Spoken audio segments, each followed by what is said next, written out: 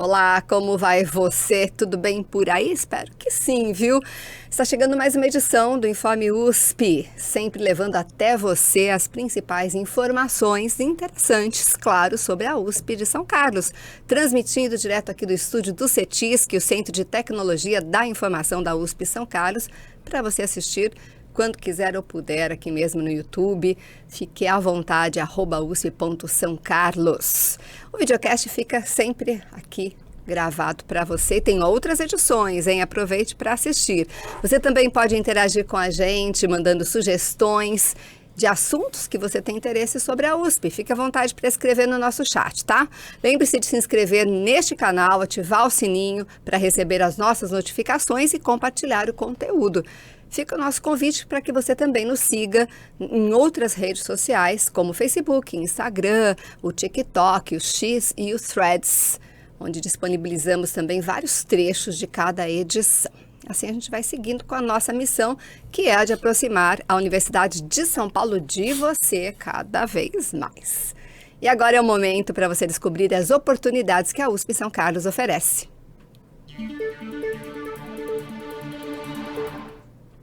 Estão abertas até 12 de maio as inscrições para o Prêmio Maria Carolina Monar de Teses em Inteligência Artificial 2025, promovido pelo ICMC, Instituto de Ciências Matemáticas e de Computação. Quem vencer vai receber um certificado de reconhecimento e uma premiação em dinheiro no valor de R$5.000. O objetivo é promover excelência acadêmica e impulsionar o desenvolvimento científico e tecnológico. Mais detalhes em icmc.usp.br. Estão abertas até 2 de maio as inscrições para o 9º Simpósio sobre Resíduos Sólidos. O evento vai acontecer de 16 a 19 de setembro, na ESC, a Escola de Engenharia de São Carlos, de forma presencial. Pesquisadores, profissionais e estudantes vão discutir os avanços científicos, sociais e empresariais na área de resíduos sólidos. Participe! Acesse esc.usp.br para mais detalhes. Agora a oportunidade é para você conhecer mais sobre avanços na infraestrutura e no bem-estar do campus. Os centros de vivência instalados das áreas 1 e 2 do campus foram projetados para que as pessoas possam se encontrar, conversar, estudar ou descansar. Foram realizadas também várias obras de acessibilidade e reformas de cantinas. O CEFER, o Centro de Educação Física, Esportes e Recreação, recebeu equipamentos de exercícios ao ar livre e novas quadras poliesportivas. Saiba sobre essa e outras inovações no campus em sãocarlos.usp.br. Agora, você já parou para pensar o quanto a física está inserida no seu dia a dia? Pois é. Consegue imaginar a quantidade de pesquisas que um físico faz no seu laboratório e as descobertas que impactam diretamente na nossa saúde, por exemplo? A gente começa a pensar sobre isso, né? Certamente você já utilizou ou já ouviu falar nos benefícios do laser no tratamento de diversas doenças, entre elas o câncer e a fibromialgia. Até já falamos sobre isso aqui no Informe USP.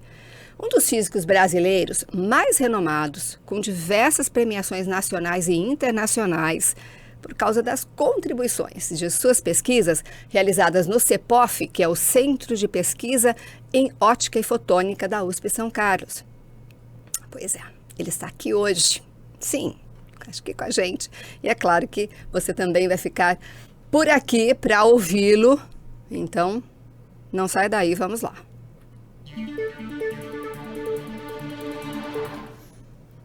É isso, hoje temos a honra de conversar com o professor e pesquisador do IFISC, Instituto de Física da USP São Carlos, professor Dr. Vanderlei Salvador Banhato. Muitíssimo bem-vindo, professor. Eu é que agradeço a oportunidade de falar aqui no programa e já dar os parabéns, né?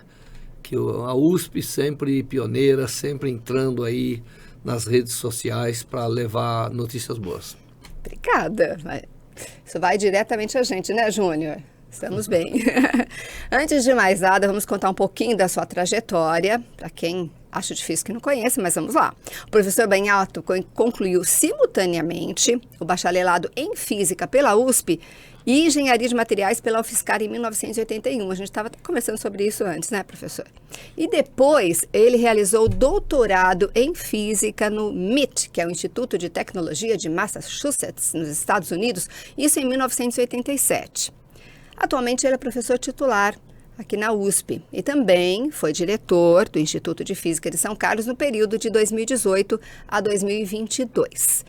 E ainda publicou cerca de 700 artigos em periódicos especializados. Está aqui do meu lado, se ele precisar me corrija, viu, professor, por favor. Se quiser acrescentar alguma coisa.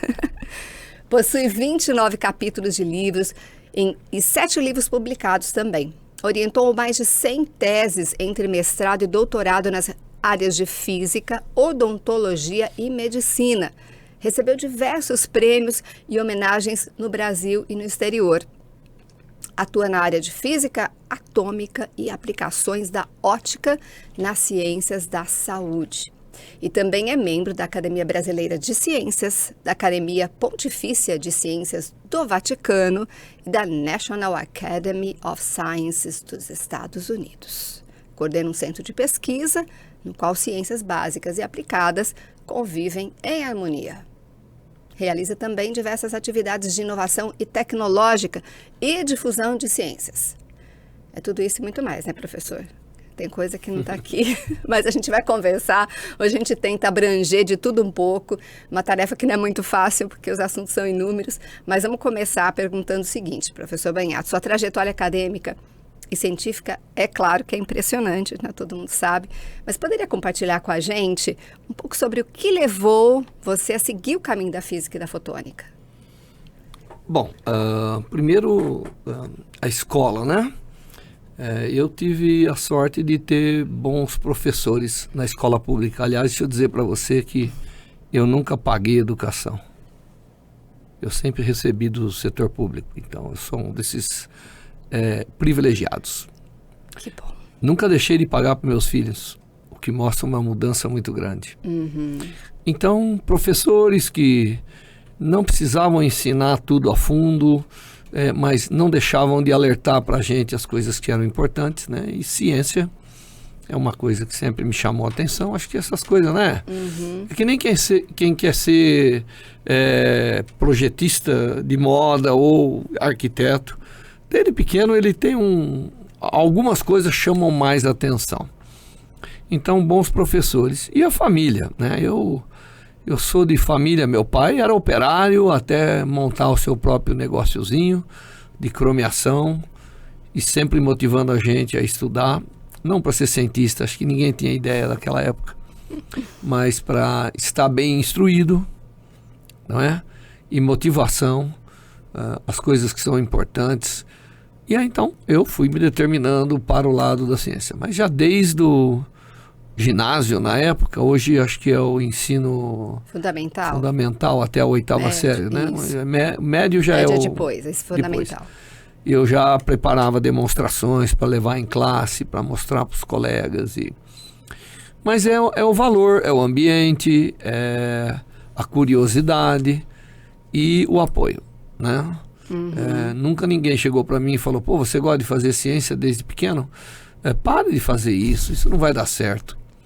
Pelo contrário, né? Meus professores sempre incentivaram. Minha família, apesar de não ser uma família que era de posse e tudo isso, mas era uma família que entendia que aquilo que você determina seguir, você tem que seguir bem. Então, esse era o incentivo, essa é a mensagem que nós recebemos. Mas foi isso que levou você a ir seguir adiante. Eu tive bons professores aí no ensino médio, né? Uhum. Que na época chamava-se colegial. E sempre... curioso, né?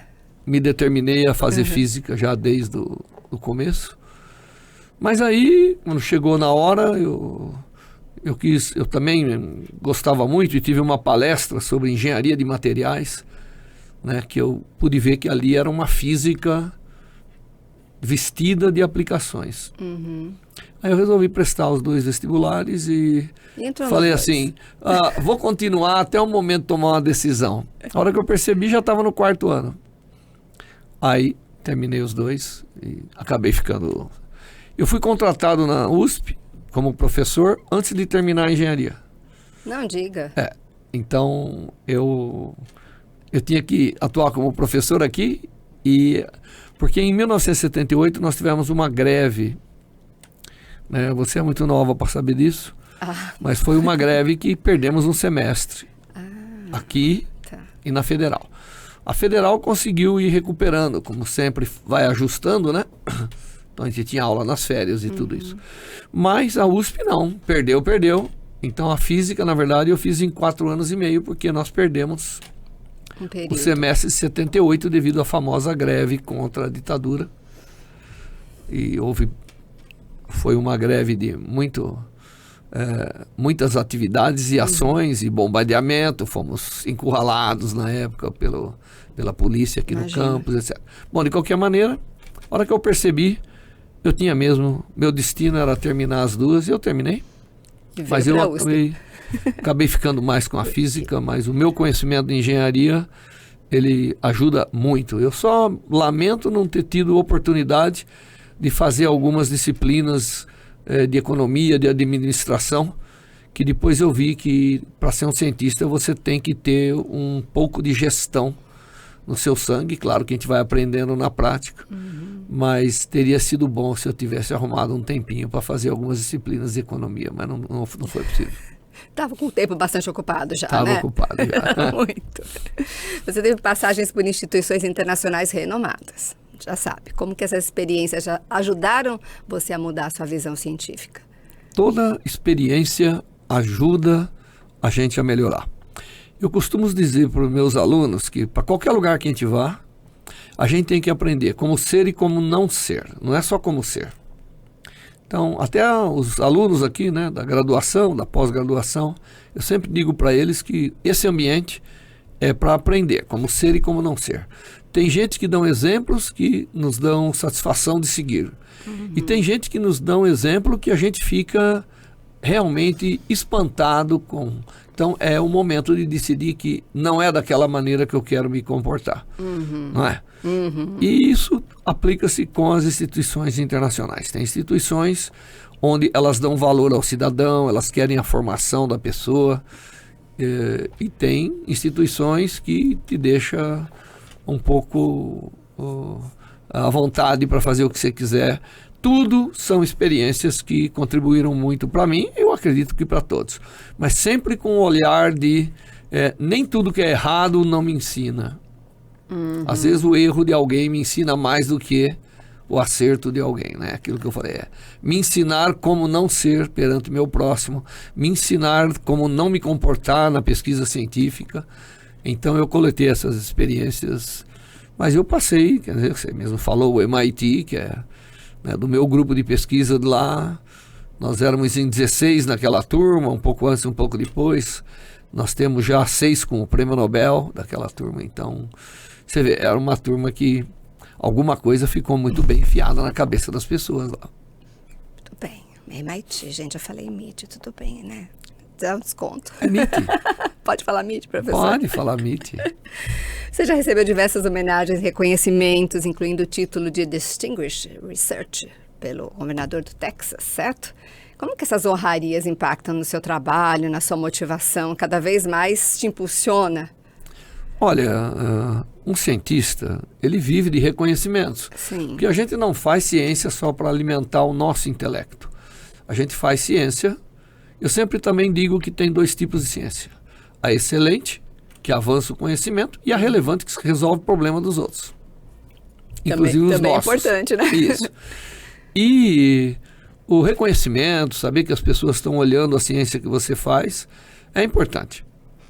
Mas eu nunca trabalhei por prêmios, né? Eu sempre... São consequências naturais. São consequências que vêm. Eu acho que se você for trabalhar para prêmios, você não vai ganhar nenhum.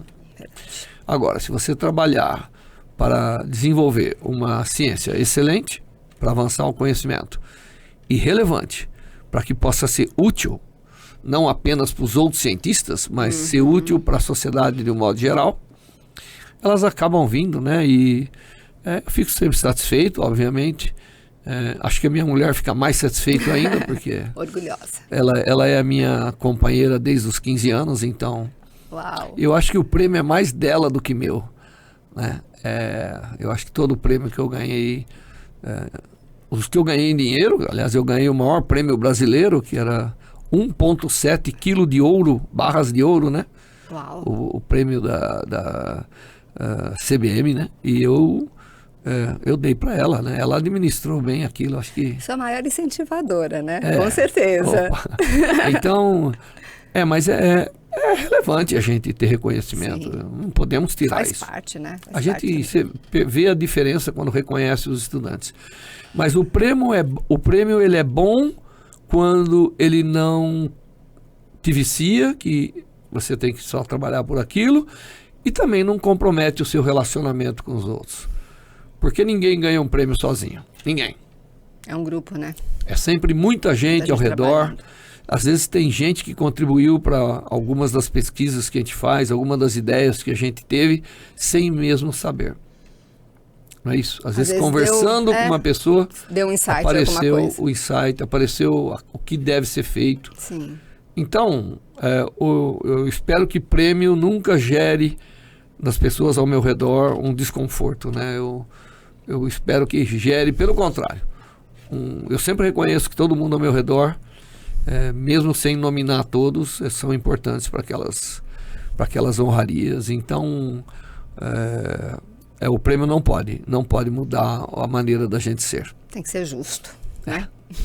Seu trabalho com a aplicação do laser na medicina tem sido muito revolucionário, né? Como que surgiu essa ideia? Quais foram os principais desafios que você teve no início?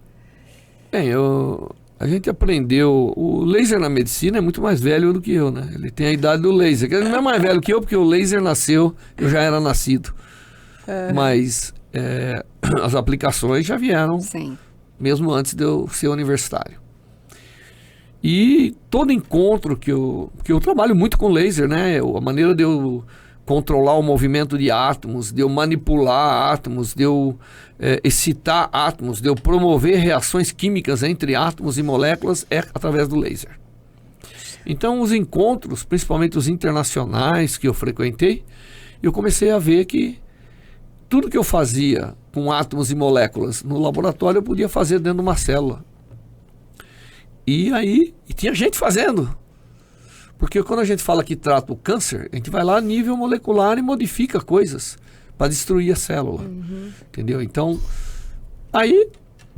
na década de 90, eu comecei a trabalhar. Puxa. Né? Eu voltei em 87 do meu doutorado, já comecei meu laboratório, que era de física atômica. Mas aí em 90 eu achei que tinha que ter uma área diferente. Comecei a trabalhar nas aplicações, sempre voltado para como a gente trabalha o metabolismo via luz, que tudo absorve luz. Luz é uma forma de energia, transforma-se em energia interna do átomo e pode mudar muitas realidades ali. E aí tudo foi evoluindo e desde então nós não paramos. E eu não deixei de ser físico atômico molecular, né? Com relógio atômico, com condensados de Bose e Einstein, assim por diante. Muito bem, é muita informação, gente, mas tem muita coisa ainda para a gente conversar. Peraí. A gente sabe que a sua atuação vai muito além da pesquisa, né? Você mesmo acabou de falar. Englobando também a formação de novos cientistas. Como que você vê o papel da educação científica no Brasil atualmente? Eu não acho que o Brasil está ruim, não. A gente tem problemas de financiamento. Sim. Pela regularidade. Mas as nossas instituições são de primeira linha, não é? A USP, claro, onde eu estou, conheço muito melhor, mas nós temos ao nosso redor excelentes instituições de pesquisa e ensino que produzem pessoas muito boas. Os alunos brasileiros são excepcionalmente bem-vindos no exterior. Por quê? Porque eles têm uma boa formação, que é o que você precisa para levar adiante a evolução científica, a formação de cientistas e, mais do que isso, né, a formação de bons profissionais. Hoje a engenharia tem que saber muito ciência, né? A informática tem que saber muito ciência. Até letras tem que saber muito ciência. Pois é. Aliás, agora vai ter que saber mais ainda aí com os chats, com toda essa inteligência artificial, criando língua, praticamente, criando texto. É verdade. Então, vai ter que saber também. Ou já sabe, né? Então, veja, nós estamos bem. O que a gente precisava era um pouco de disciplina na forma de fazer certas coisas, né? Nós temos que ter disciplina na forma de manter projetos com financiamento. Nós temos que ter disciplina na forma de alterar a maneira de educar os estudantes. Quando eu dei aula, e dou até hoje praticamente, eu gosto de lousa e giz. Mas os estudantes não gostam mais. Eu tenho que mudar. De primeiro, a gente ensinava 4 meses para os estudantes, porque todo mundo estava encaixado naquilo desde criancinha. Uhum. Agora eles não estão. Tem estudante que sabe mais do que eu vou ensinar. E para ele, 4 meses é um tédio.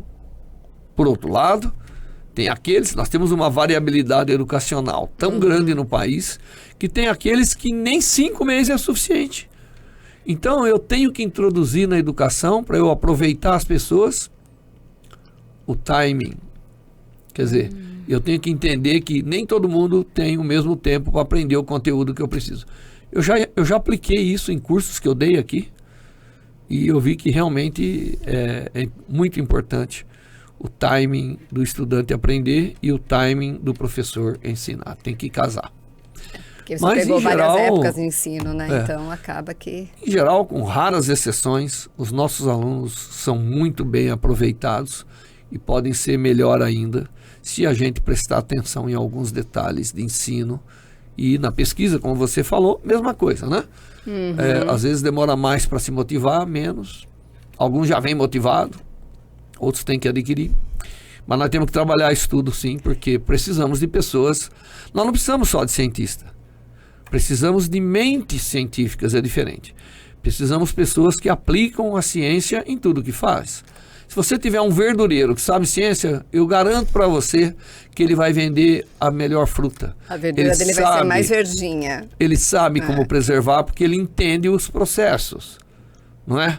Aliás, nada, hoje, para ser qualquer coisa, você tem que ter ensino, porque senão você não consegue nem lidar com toda essa era da informática e tudo isso. Verdade, a gente tem que se adaptar muito. Muito. E ter conhecimento. E ter conhecimento e buscar o conhecimento, né? Não adianta ficar sentado lá esperando que não vai chegar. Tem que mais ir atrás, não é, professor? Exatamente. A gente conversou já sobre a sua atuação, né, que vai muito além da pesquisa. E a gente imagina que as suas aplicações de fotônica na área médica são muito fortes. E esse laser, que até o senhor já comentou, você, né? Vou continuar chamando de você, pode? Pode, eu sou um indivíduo simples. Então, você utiliza o laser, né, como já disse, tratamento do câncer e também dores crônicas, né? E como que você direciona para as pessoas esse ensinamento? Porque eu sei que você está sempre cursos, está sempre atuante nessa área também, passando o seu conhecimento adiante.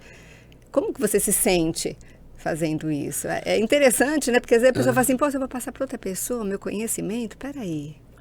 Não, eu penso o contrário. É o contrário, quanto né? mais pessoas tiverem o meu conhecimento, eu fiz a minha parte da história. Para chegar na cura de várias doenças também, para né? chegar em tratamento. Eu, na verdade, quando estabeleci que ia entrar nessa área, e tenho colegas no instituto que abraçaram também, né? Eu escolhi as áreas que eu chamo desafiadoras, que é o câncer, que por mais que a gente tenha investimentos e desenvolvimentos, ele ainda é campeão, né? Pois é. As chances de ter câncer, agora que a gente vive mais, vai aumentando. Então, provavelmente aqui nessa sala tem 3 pessoas, 2 de nós provavelmente vai ter câncer. Se a gente viver o suficiente, né? As infecções. As infecções, por que elas são um problema? Porque as bactérias desenvolveram resistência aos agentes anti-infecciosos, como são os antibióticos. E aí você está vendo todo mundo morrendo aí, que se pegou em pneumonia na Santa Casa, num hospital, numa Santa Casa, é quase uma sentença. Uma sentença. Por quê? Porque a Santa Casa é um lugar sujo? Não. Lá tem muitas pessoas doentes e lá se expõem os micro-organismos a muito antibiótico, eles ficam resistentes. Então, quando você adquire doença lá, certamente já vem. E isso no mundo todo, não é um problema nosso, é um problema do mundo. Mundial. E as dores crônicas, né? As doenças crônicas associadas com dor. Então, não são todas as doenças crônicas que a gente atua. Nós atuamos no Parkinson, para contornar a situação, mais manutenção. Na diabetes, como sistema diagnóstico pré-clínico. Na fibromialgia, que dizem aí que é a doença do século, né? Já estamos chegando aos 5 milhões de brasileiros. E Alarmante. a artrose, que também é uma doença que vem com a idade e ela é muito frequente. São doenças que não têm cura, mas são doenças que você pode produzir com técnicas óticas, uma manutenção da pessoa, uma reabilitação, uma condição de vida melhor, né? Então, a pessoa que tem Parkinson, que tem todo aquele descompasso mecânico neurológico, que treme, né? Sim. Que chacoalha tudo. Se você atua nos músculos, você acaba diminuindo muito aquilo. Então já é um bem-estar. A pessoa poder tomar um café sem derrubar, ele já acha que está se inserindo de novo numa sociedade onde ele fazia coisas interessantes. Nossa. No caso da artrose, obviamente, a gente tem visto até a regeneração, né? Tem hoje essas técnicas que combinam ultrassom com laser, elas promovem até a regeneração e as pessoas ficam muito melhores. Então não são efeitos... Qualidade de vida, né, aumenta, né? Aumenta muito, O diabetes, a nossa atuação não é na doença em si, é no screening, né? Através da observação da vascularização periférica, principalmente para antecipar problemas vasculares que a pessoa vai ter, e é onde começa a aparecer as úlceras nas pernas, nos pés, que levam à amputação e outros problemas. Professora, a gente vai descobrindo muitas coisas, hein? Com você, essa conversa é muito frutífera para mim, para você que está aí do outro lado também, tenho certeza disso. Mas entre tantos projetos que a gente já conversou, inovadores, claro, também, tem um deles que vem chamando bastante atenção aí, ultimamente, que se chama colar bovino. Aí você vai falar assim, nossa, colar bovino, né? O que será que é isso? Até eu fiquei com um ponto de interrogação enorme, né? Como que surgiu essa ideia e qual foi a motivação principal para desenvolver isso, professor? Não, por que nós não vamos deixar as vaquinhas mais bonitas? Não, também elas merecem, né? Não é verdade? Então, Não, a ideia do colar veio com um grupo de microempresários que trouxe a ideia para a gente fazer um colar que é colocado na vaca e que vai injetar hormônios a uma periodicidade que vai fazer com que a ovulação da vaca vai acontecer na hora certa para que eles possam fazer a inseminação artificial e assim por diante. Então eles controlam o rebanho, né? Porque hoje, naturalmente, às vezes você tem 50 mil vacas ovulando, você tem que fazer alguma coisa, às vezes... Então, a ideia foi controlar o hormônio.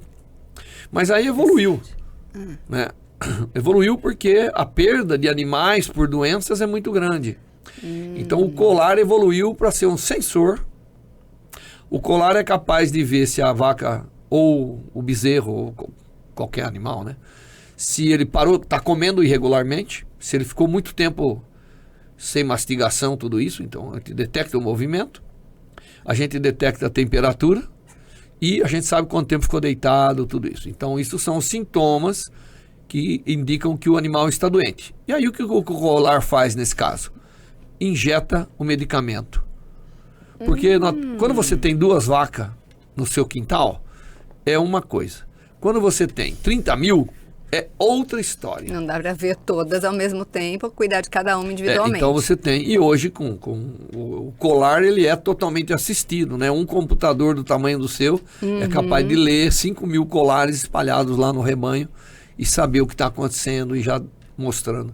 Então, a ideia foi muito boa, tanto é que eu fui testar lá nos Estados Unidos e o pessoal adorou a ideia, querem ser sócio. Olha lá.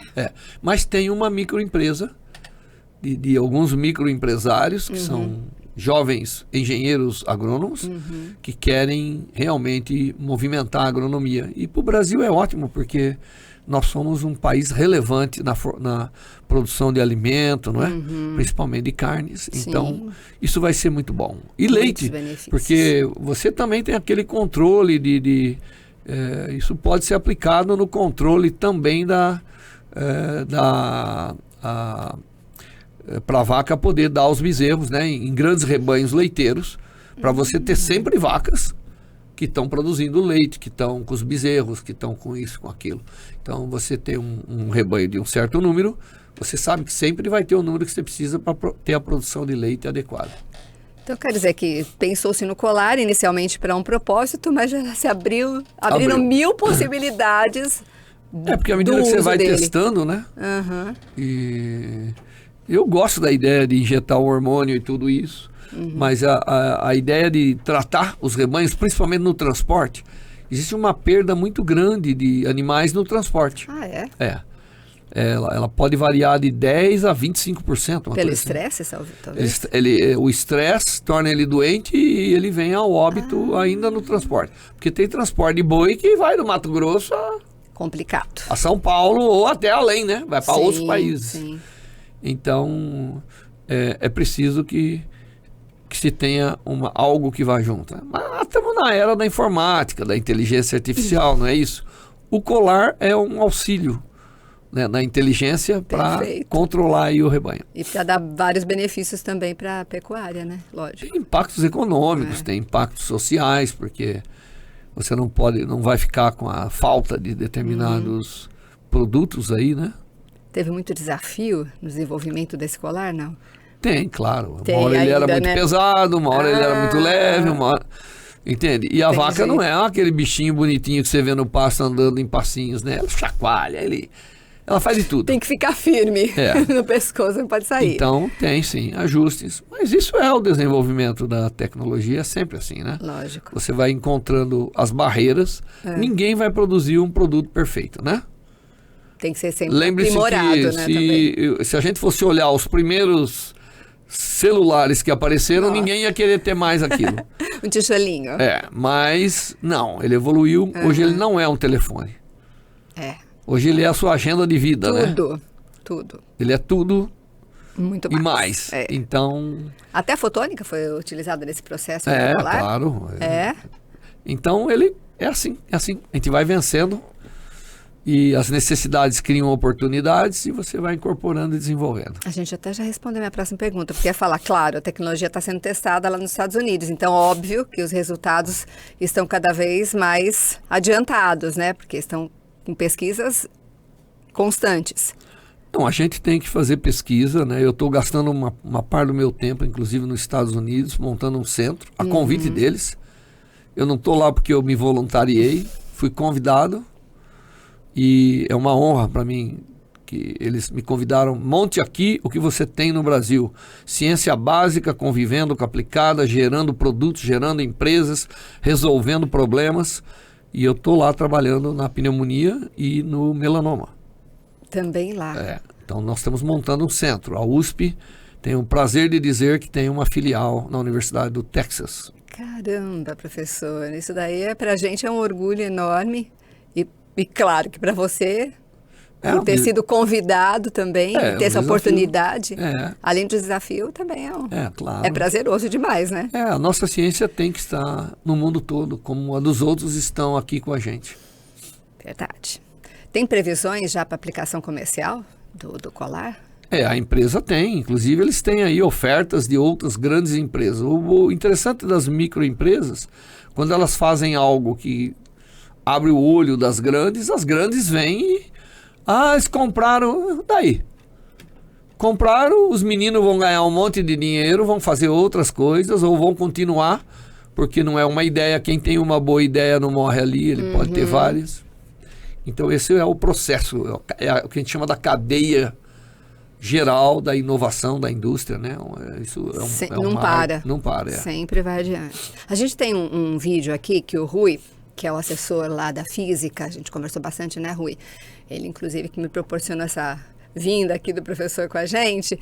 E aí ele disponibilizou um vídeo que a gente vai acompanhar juntos agora, e você pode ir descrevendo para a gente mais ou menos o que está acontecendo ali. O Júnior vai colocar na tela para a gente, aí você pode ir explicando aí as imagens.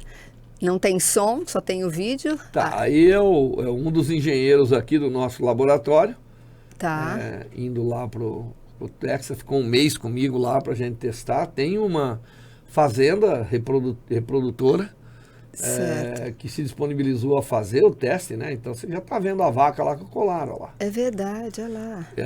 Então foi colocado e deixado vários dias para ver a atuação, para ver a reação dela quando ela injeta as coisas. Quietinha não é, para ver tudo isso, Então, tudo isso foi feito. Agora, esse colar, ele é um protótipo que a gente sabia que ele não ia ser assim. Ele é muito mais simples, mas ali nós tínhamos que pôr muitas coisas junto para entender o que daria certo. Para poder fazer os ensaios e manter todo o hormônio a temperatura que precisa, dos 5 graus, etc, etc.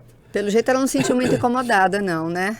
Não, ela não fica incomodada. Você vai notar que quando às vezes ela recebe a picada, ela dá aí uns... É verdade, eu vi agora, viu, né? Anteriormente, então, percebi. Mas, em princípio, não. Ela está bem comportada. Sim. Não parou de comer, não parou de correr. Não fez diferença para a vida dela, teu colar. Aí tudo isso foi monitorado durante uns dias e a gente acabou descobrindo os pontos que são importantes de ser levado em conta. Porque nós não somos nem boi nem vaca, né? Então para fazer alguma coisa que vai na vaca, ou é alguém que convive com a vaca o tempo todo e sabe o que vai acontecer, ou nós temos que monitorar e vai evoluindo o dispositivo que está sendo criado. E tem que sempre estar observando tudo que está acontecendo, as reações dela, né? O pobre do Coimbra, que é o nosso engenheiro aí desse projeto, ficou lá acompanhando a vaca, né? O tempo todo. Imagino que ele chegou a várias conclusões. E aí fez com que diminuísse até o tamanho do colar e tudo. Isso. Agora vai ser um colar mais simples. 1 quilo não é nada para a vaca. Verdade. Tá certo? Não é distribuído pelo peso ao longo. Dela. Então ele vai ser em torno desse peso aí. Vai ter a versão que injeta antibióticos e outros medicamentos para evitar... bezerros e animais adoecerem, e tem o colar reprodutor, que é aquele que controla os períodos da própria vaca, para que possa ser feita toda a reprodução animal de forma controlada.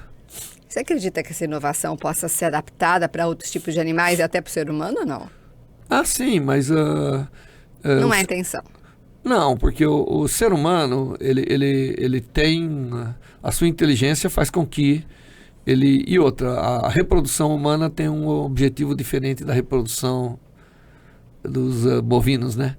Então... Teria que ser um outro tipo, ou uma outra maneira. Não precisaria, agora, você de repente, pode... algo no pulso, não no certamente pescoço. Já tem aí, né, os sensores de diabetes, que faz a injeção da insulina quando precisa. Sim. Mas você pode pensar em outros remédios, né? Então pode sim, né?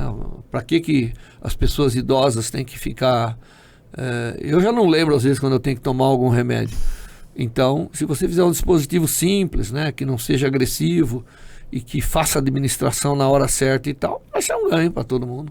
Verdade. Não é verdade? Ou seja, a pesquisa não vai terminar nunca. Não termina nunca. Não. E aí a tua estadia nos Estados Unidos também, pelo jeito... vai ser extensa. A minha estadia?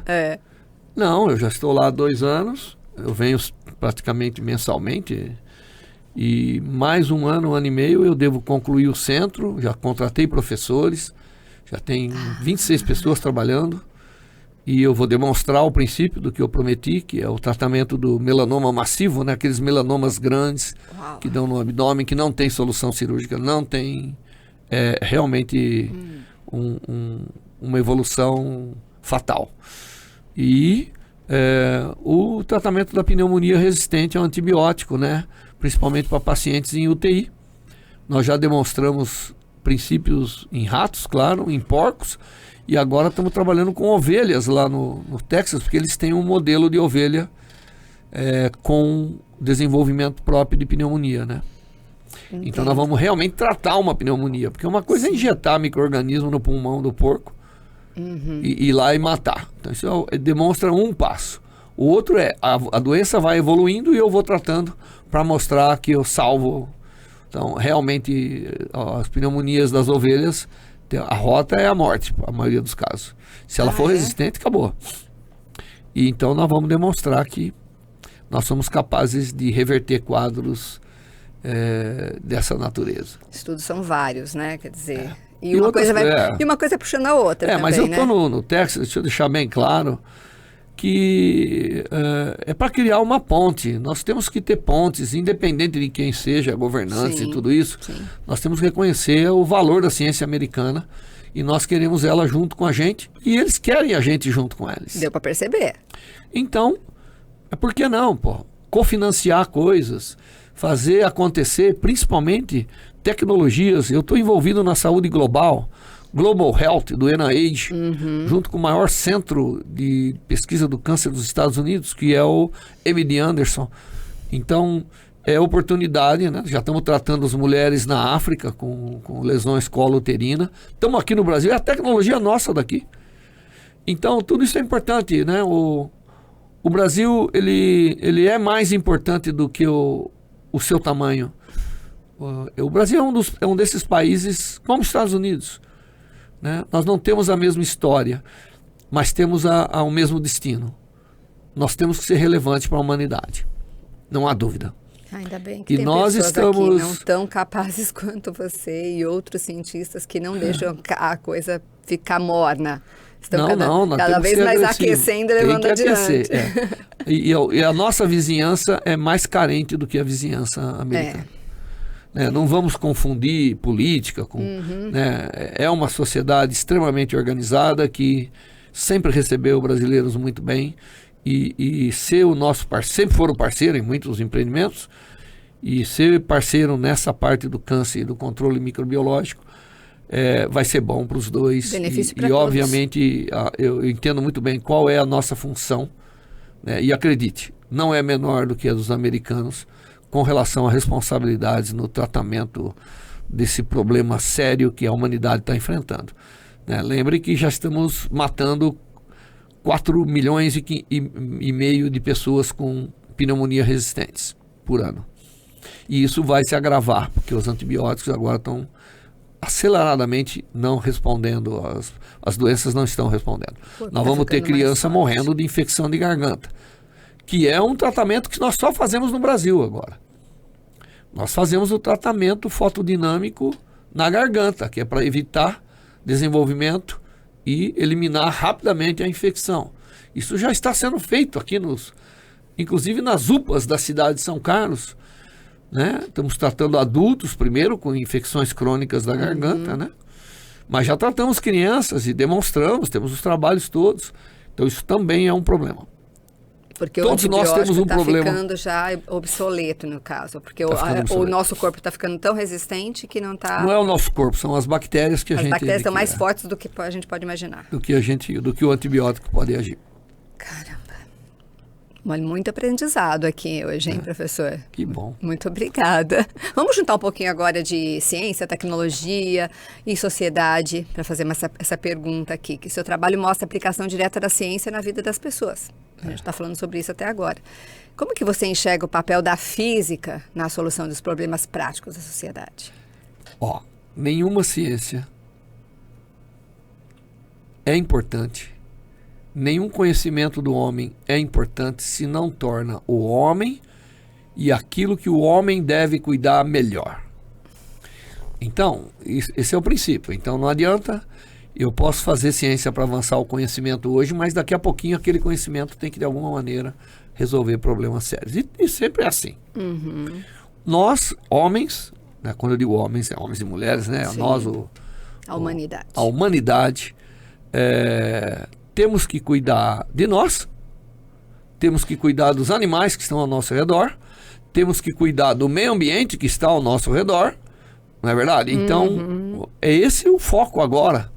Nós estamos condenados O aquecimento global vai levar todo mundo para o buraco. Talvez eu não veja, então não é importante para mim. Lógico que é. Sim, mas a minha neta vai ter um filho que vai estar vivendo quando a bomba Nessa explodir. época. Então, a visão do cientista ela tem que ser muito mais longa do que sua vida.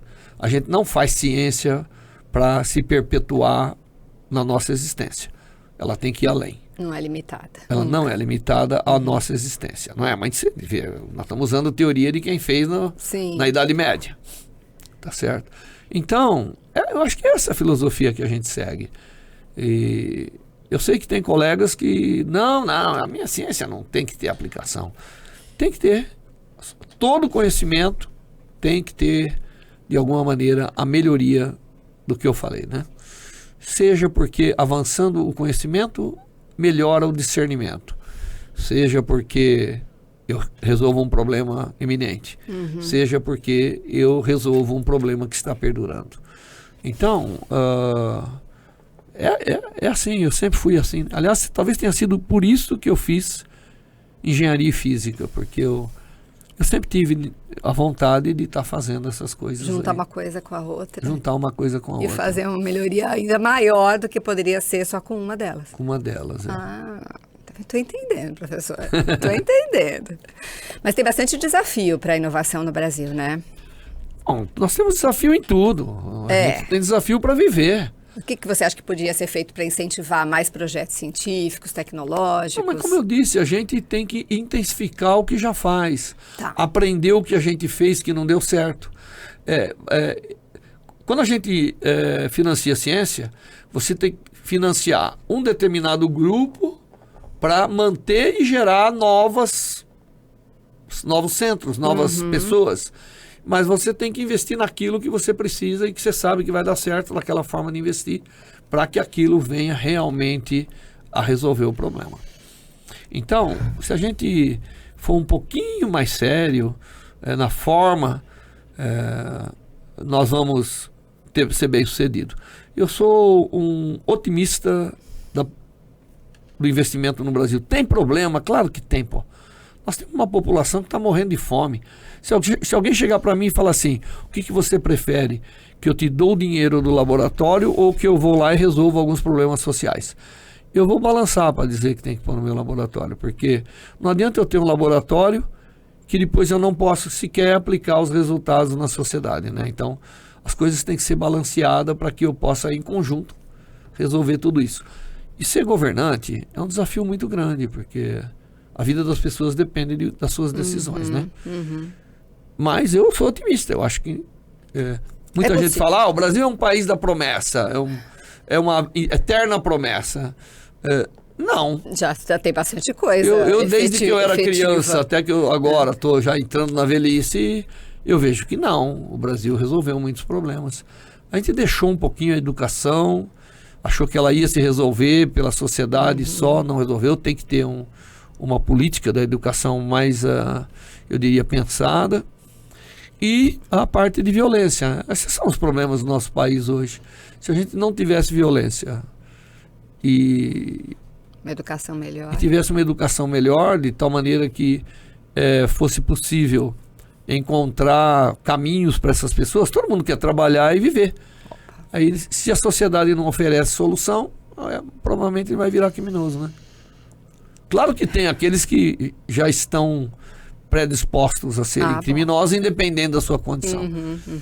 Mas então eu acho que nós estamos no caminho correto e quero acreditar que minhas netas, eu tenho 4 netas e um neto, eles terão um Brasil melhor. Eu não sei se vai ter um mundo melhor, porque a coisa está um pouquinho de cabeça para baixo. Está estrangulando, né? A gente mas às vezes para de pensar e assusta. Mas o número de pessoas de bom senso supera o número de pessoas que são ignorantes. Aí, não, eu acho que sim. Eu acho que nós temos que trabalhar mais no convencimento, nós temos que trabalhar mais em mostrar para as pessoas os problemas que são relevantes de serem resolvidos, né? Não é o meu problema que é importante. É o nosso problema que é importante. E a hora que a sociedade enxerga isso, não há dúvida que ela vota com maior consciência, ela vota com com maior determinação de ter alguém que resolva os problemas. Claro que em grupo sempre dá mais resultado do que sozinho, né? Nem entendo. Então, para que a gente vai ser Exatamente. egoísta, né? De não distribuir isso na sociedade. Tá certíssimo, professor. Você já trabalhou em diversas áreas, da fotônica, da física médica, a gente já conversou sobre isso, mas tem alguma outra linha, de repente, de pesquisa que você esteja explorando atualmente, além de tudo que a gente já falou? Olha aí o que pergunta. Não, a gente gosta também da educação, que não é uma linha de pesquisa, é uma atividade. Eu gosto muito de fazer divulgação de ciência, né? Eu tenho até cursos na internet. Antes mesmo de ter internet disponível como tem, eu dava aula na TV pública. Verdade. Então, até hoje, né? Tem as suas aulas disponíveis à vontade. À vontade. Então, eu gosto muito de democratizar aquilo que eu e meu grupo de pesquisa adquirimos. Então, temos kits educativos, temos aulas, temos programas na TV, temos um canal de TV aberto, digital, que também está indo para a internet, né? E não competimos com ninguém, adicionamos a todos aqueles que vão. Eu acho que hoje eu não gasto muito tempo no celular, porque muitas das coisas eu acho que não adiciona nada pra gente. Tá lá, é bom, muita gente se diverte, eu não vou julgar aqui ninguém. Mas perde o foco um pouco, né? Mas perde um pouquinho o foco, né? Eu tenho que construir mentes.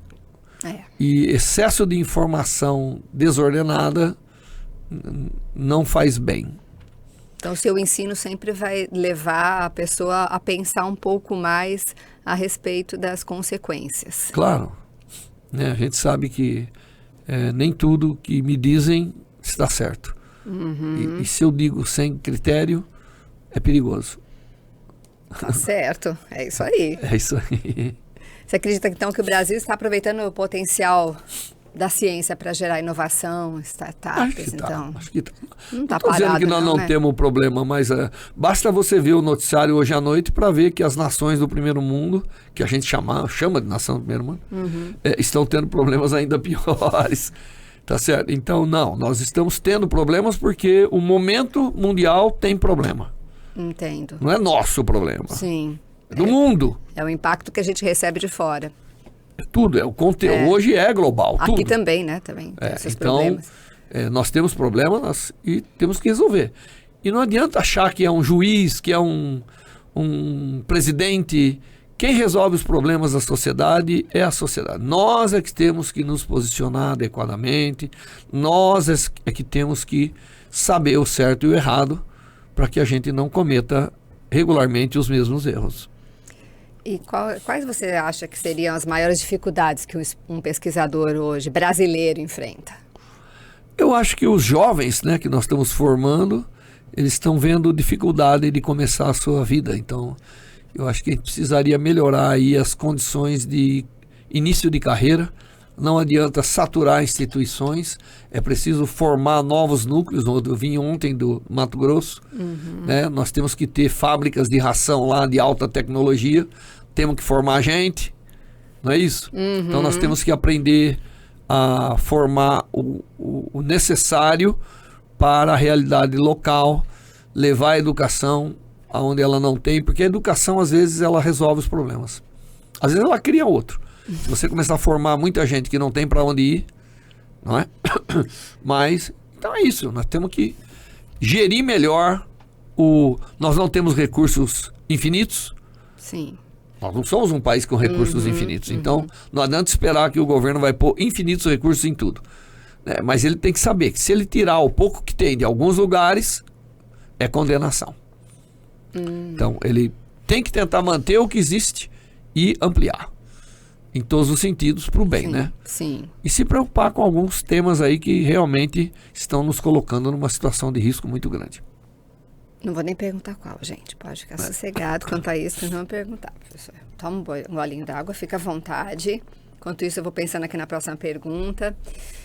Tem a ver com o que eu venho fazendo junto com o Júnior no Sabidão, que é entrevistar bastante escola pública, professores, coordenadores e alunos, que tem eletivas nas escolas, né? E essa semana mesmo a gente trouxe aqui uma escola para falar e ver o brilho nos olhos das crianças falando de ciência, porque é impressionante. Eu acho que essa nova geração que está vindo agora, né, no ensino fundamental, talvez tenha essa oportunidade de ter mais vontade ainda de gostar de ciência pelo modo como está sendo apresentado a elas.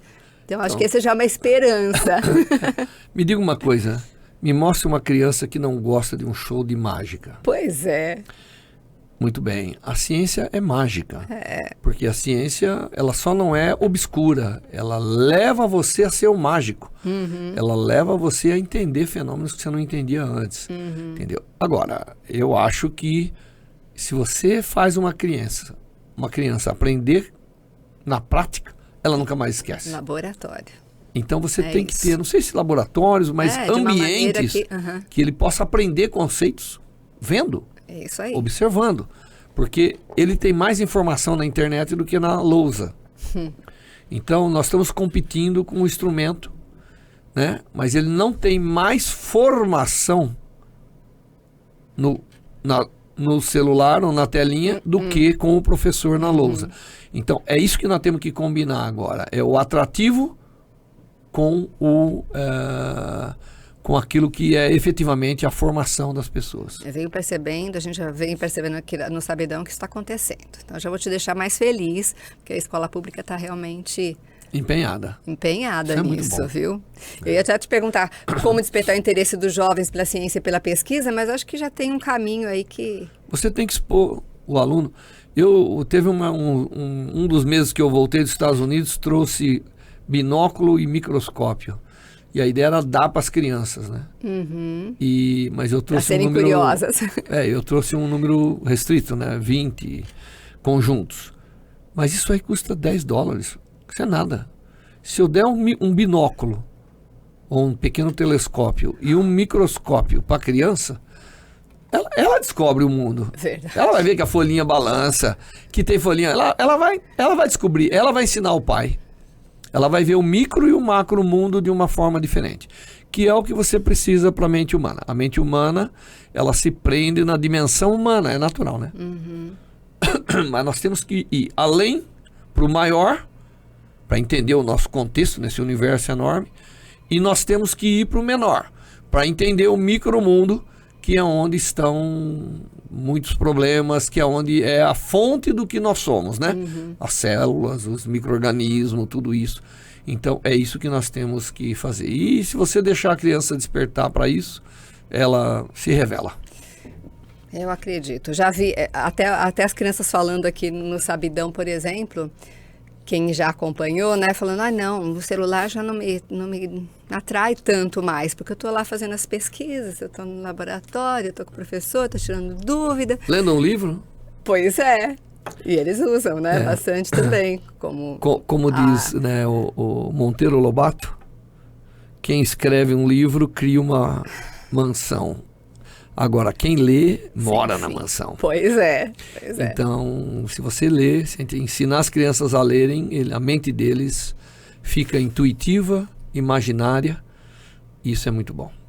Eu posso afirmar, então, que você acredita que o Brasil está no caminho certo para se tornar uma referência mundial em pesquisa científica ou não? É claro. Como não? Tá certo. A gente aposta muito pouco. O brasileiro, ele é muito pessimista, né? Que pena. E o pessimismo, ele tem um problema. Ele direciona você para a coisa errada. Se você é otimista, você pelo menos tem chance. Se você é pessimista, nem isso você tem. Pois é. Então, qual que é a diferença de ter chance e não chance? É a diferença do sucesso e do insucesso. Total. Então, a gente tem que adotar uma filosofia de vida. É que eu entendo também, né? Outro dia eu conversei com um pai de família que, por acaso, a filha tinha câncer e o pânico que é, né? O pai bate a cabeça na parede. Nesse caso, porque ele não sabe como ajudar. Mas tem pai aí que está batendo a cabeça na parede porque não sabe como vai pôr a comida, como vai bancar a escola dos filhos, não é? Verdade. Então, a gente tem que... Nosso país é de extremos, Às vezes o pessimismo vem de a gente não encontrar perspectiva em algumas frentes que a gente tem que confrontar. Mas eu acredito que até isso vai resolver. Eu também. Eu sou otimista também, professor, senão não estava aqui. Vou pedir um favor. Você poderia deixar um conselho para os jovens cientistas e estudantes de física, de repente, olhando lá para eles, já direto para eles naquela câmera? Bom, eu acho que ser cientista não tira a responsabilidade de você olhar para a sociedade. Nós temos que olhar para a ciência, mas tendo em vista, olhar para a ciência tendo em vista a sociedade. Isso é uma ciência bem-sucedida. Agora, a ciência é como um namoro bem-sucedido. Ele envolve dedicação, respeito e disciplina. Não é? Eu não conheço nenhum caso de namoro entre pessoas que foi bem-sucedido porque um dava um tapa no outro. Então, não. Tem que haver uma disciplina, tem que haver e paixão, né? Ninguém consegue fazer coisas se não estiver profundamente envolvido com seus sentimentos naquilo. Você não pode ser um cientista nas horas vagas e nem pode ser um cientista quando der. Aquilo é um hábito de vida. Eu posso nem ser, né? Tudo que eu faço, se eu fizer com um pouquinho de ciência, eu já estou no caminho certo para ser um cientista. Ou seja, seja curioso, né? Sempre curioso. Sempre tem que olhar as coisas como um cientista, né? Professor Banhato, foi incrível a gente conversar. Foi muito bom, ter certeza que todo mundo está ali pensando agora, puxa, que bacana, né? Uma brilhante trajetória. A gente só tem a agradecer a sua disponibilidade para estar aqui com a gente hoje. A gente vai deixar aqui na tela e também na descrição deste vídeo, aqui no YouTube, alguns links que você que nos acompanha pode ter acesso, né, a inúmeras informações sobre FISC, o Instituto de Física da USP São Carlos, e também sobre o CEPOF, o Centro de Pesquisa em Ótica e Fotônica. Estão aí na tela para você, mas também vão estar aqui na descrição do vídeo. E aí a gente fica só te agradecendo demais. Eu sei que você tem outras responsabilidades, outros compromissos hoje, todos então temos, né? Vamos te liberar, fica à vontade, mas muito agradecida mesmo por estar aqui com a gente. A gente aprendeu muito e isso é sempre incrível, né? Aprender. Eu também aprendi muito. Foi uma troca, professor? Foi uma troca boa. Então tá bom. Obrigada. Eu que agradeço. Um grande abraço a todo mundo que vê o vídeo e se quiser visitar o Instituto de Física, nós adoramos receber jovens que não necessariamente querem ser físicos, mas quer saber o que o físico faz, né? Isso já é um ganho. Venha visitar o nosso instituto, organize na sua escola. Não precisa esperar ninguém organizar uma visita, não. Organize, entre em contato. Ela será adaptada para que você venha com a sua turma conhecer o nosso Instituto de Física de São Carlos, e eu acho que isso se aplica para qualquer unidade da Universidade de São Paulo. Verdade, tem visitas monitoradas, você pode vir espontaneamente. A USP é uma universidade pública, gratuita e aberta, então você é convidado, como o professor falou, a sempre estar por aqui. Não existe uma barreira entre nós e vocês, né? Então, sinta-se, né, presente aqui dentro da USP, por favor. Sinta-se parte da USP. É isso aí. Obrigada, professor, demais. Eu que agradeço. Fica à vontade. Tá, ok. Aproveite então você que está aqui para se inscrever neste canal do YouTube, @usp.sãocarlos, e assim vai poder acompanhar todas as edições do nosso videocast e ainda, claro, compartilhar o nosso conteúdo, por favor, né? Tem tanta coisa interessante.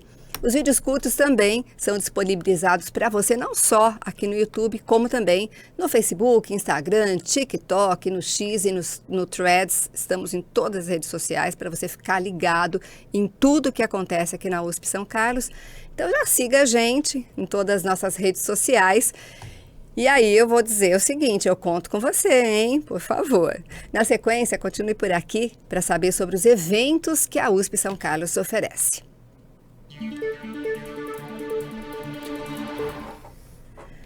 Até 1º de abril, você pode visitar 2 exposições gratuitas na Biblioteca da PUSP-SC, Prefeitura do Campus USP São Carlos. As mostras Pirogravuras, Imagens e Versos desse universo e fotográfica Imagens Vale Mais com 1000 Palavras, que celebram a união entre imagem e poesia e convidam também o público a uma imersão artística e reflexiva. A Biblioteca da Prefeitura da USP de São Carlos fica na área 2 do campus. Saiba mais acessando biblioteca.puspsc.usp.br. Vamos conversar sobre a violência baseada no gênero na universidade?